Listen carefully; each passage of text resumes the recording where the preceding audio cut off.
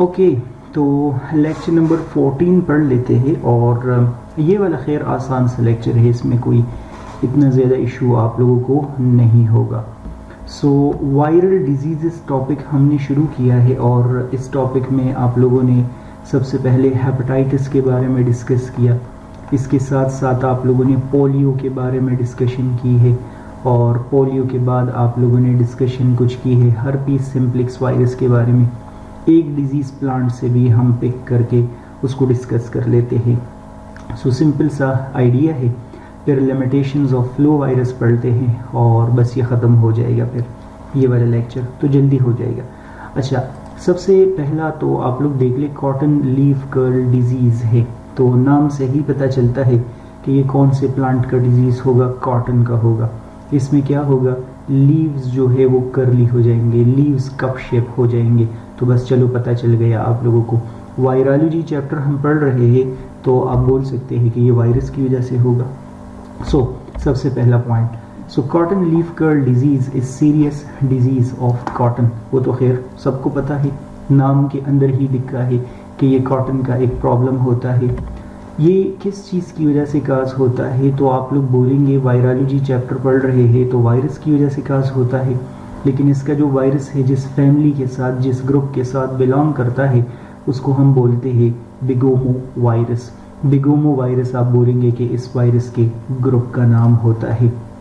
कैसे यह ट्रांसमिट होता है, एक प्लांट से दूसरे प्लांट की तरफ ये कैसे ट्रांसमिट होता है, तो आप बोलेंगे इंसेक्ट्स की मदद से, आप बोलेंगे आर्थ्रोपोड्स की मदद से। तो the disease is transmitted by white fly. इसका नाम होता है बिमेसिया टबेसी। सो आप लोगों की बुक में नहीं लिखा तो इसका मतलब पेपर में नहीं आएगा, लेकिन वाइट फ्लाई की मदद से इसका ट्रांसमिशन होता है, बिमेसिया टबेसी की मदद से होता है। इसका मतलब होगा कि ये इसके लिए जो वेक्टर होता है, जो ट्रांसमिशन काज कर रहा होता है ना, कैरियर जो होता है, उसको हम वेक्टर बोलते हैं। तो पेपर में अगर इनकेस आता है कि बिगोमो वायरस के लिए वेक्टर कौन सा है, तो आप बोलेंगे कि वाइट फ्लाई इसके लिए वेक्टर होता है। आगे डिस्कस किया है कि the symptoms are initially characterised by deep downward cupping of the youngest leaves. एक तो बात आप लोगों को ये पता होना चाहिए कि इसमें लीव्स का शेप कैसे बन जाता है, कप शेप बन जाता है। नॉर्मली यंग लीव्स जो है वो ज़्यादा इसमें इफेक्ट हो रहे होते हैं। This is followed by the development of cup shape leaf like structure. मैं भी डायग्राम दिखा दूंगा, समझ आ जाएगी। इसमें वैसी बातें हैं, कोई मुश्किल बात नहीं है। इसको कैसे ट्रीट कर सकते हैं हम, वायरस की मदद से काज हो रहा है, तो अगर इसको हम ठीक करना चाहे तो नॉर्मली हम कर तो नहीं सकते, लेकिन कंट्रोल कर सकते हैं। हम इसको कंट्रोल कैसे करेंगे, इंसेक्ट्स को किल करना पड़ेगा, हमें इंसेक्ट्स को कंट्रोल करना पड़ेगा। सो दैट इज़ वाई हम क्या यूज़ करते हैं, इंसेक्टिसाइड्स यूज़ करते हैं। इस इंसेक्ट को कंट्रोल करेंगे तो ट्रांसमिशन ही नहीं होगा।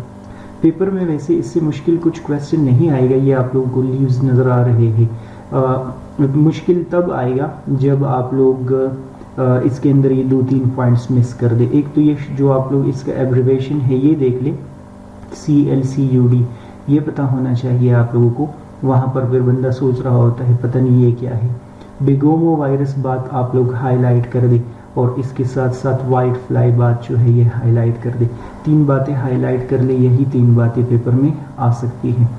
और अगर इनकेस इसके कंट्रोल के हवाले से आप लोग पूछते हैं कि कंट्रोल इसका कैसे होगा, तो आप सबको पता है इंसेक्टिसाइड्स को हम यूज़ कर सकते हैं।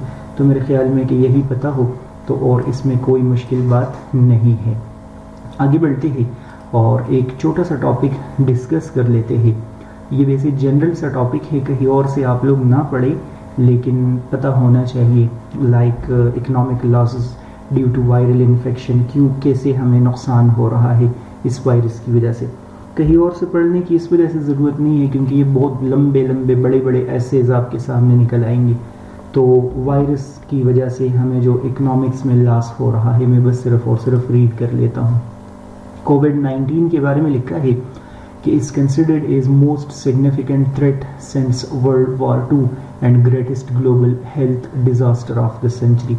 वर्ल्ड वॉर II तो बहुत बड़ा इवेंट था, तो लिखा है कि कोविड-19 जो है ये भी तकरीबन उसके इक्विवेलेंट है, तकरीबन उसके बराबर है। बहुत बड़ा डिज़ास्टर है ह्यूमन के लिए या हमारे प्लेनेट के लिए। The corona virus outbreak has caused global economic collapse.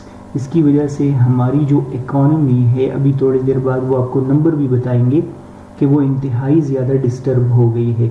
हमारा जो अर्निंग है, हमारा जो बिजनेस है, वो सारे का सारा क्या हो गया है, डिस्टर्ब हो गया है। मोस्ट कंट्रीज इम्प्लीमेंटेड फुल और partial lockdown measures to slow the spread of diseases. आपको सबको पता है कि हमने लॉकडाउन किए थे ना, smart lockdown, full lockdown, partial lockdown, ये सारे के सारे लॉकडाउन इस वजह से हो गए थे ताकि डिजीज़ का जो स्प्रेड है वो क्या कर दे, वो हम कंट्रोल कर सके, उसको रोक सके। तो लॉकडाउन स्लो, जाहिर सी बात है लॉकडाउन होगा तो the lockdown slow global economic activity, many companies downsized और close down and people lost their jobs. जाहिर सी बात है कि सारे लोग घरों में होंगे तो कोई प्रोडक्ट्स वगैरह भी नहीं यूज़ होंगे, बिजनेसेस भी नहीं होंगे, तो बहुत सारे कंपनी ने डाउन साइजिंग की। इसका मतलब बहुत सारे एम्प्लॉयज़ को क्या कर दिया, फ्री कर दिया, या कंपनीज आप लोग बोले शट डाउन हो गए, लोगों के जॉब्स जो है वो यहाँ से चले गए। तो देख ले इकोनॉमिक्स में हमारा मसला आ गया।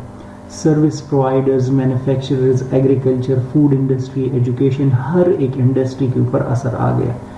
लोग स्कूल एजुकेशंस बंद हो गए, टूरिज्म ख़त्म हो गया, एयरलाइंस जो है वो स्टॉप हो गई एंड सो ऑन, सब कुछ बंद हो गया था। Multiple industries were impacted by disease outbreak including capital market. दोबारा बता रहे हैं कि बहुत सारे जो इंडस्ट्रीज़ है उसके ऊपर असर पड़ गया था।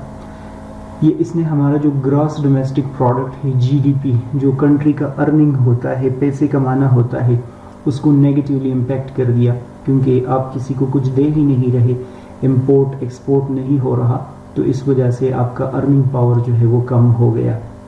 थाउजेंड्स ऑफ लोग इसकी वजह से मर गए थे और तकरीबन हमारे इस अर्थ को, हमारे इस पूरे प्लेनेट को आप समझे कि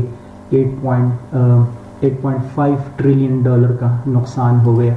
ये आसान है, खैर इसमें कोई मसला नहीं है, लेकिन पढ़ ले इसको, एक दफ़ा देख ले, अच्छे से देख ले इसको।